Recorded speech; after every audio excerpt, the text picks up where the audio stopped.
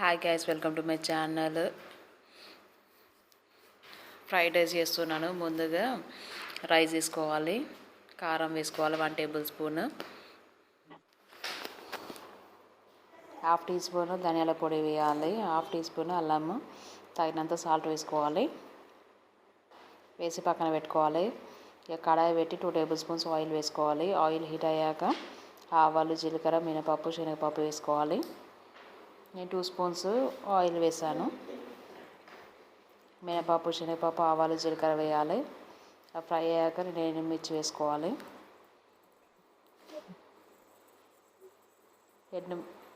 Onion, మిర్చి కూడా వేసుకోవాలి.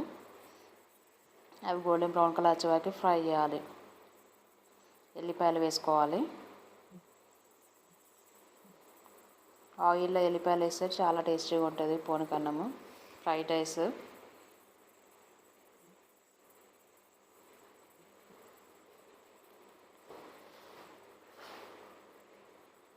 ఆనియన్స్ ఫ్రై అయితేనే టేస్ట్ ఉంటుంది రైస్.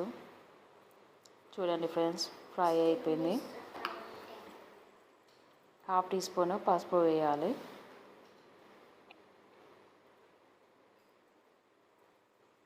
వేసాక మనం ముందుగా కలిపి పెట్టుకున్న రైస్ ఉంటుంది కదా, కారం, ధనియాల పొడి వేసిన, స్పైసెస్ వేసిన రైస్ వేసుకోవాలి ప్యాన్లో.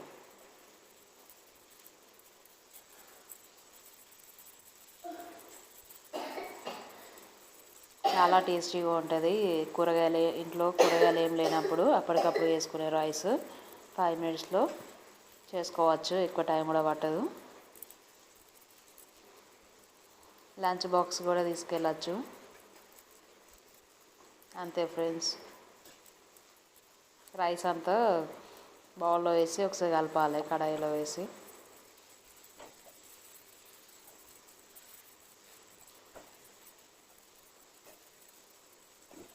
చాలా టేస్టీగా ఉంటుంది, బాగుంటుంది.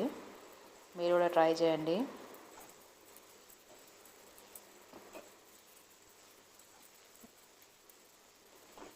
పల్లీలు ఏం వేయలేదు, మా పిల్లలు తినరు, అందుకే ఆనియన్స్ కూడా తక్కువనే వేసాను.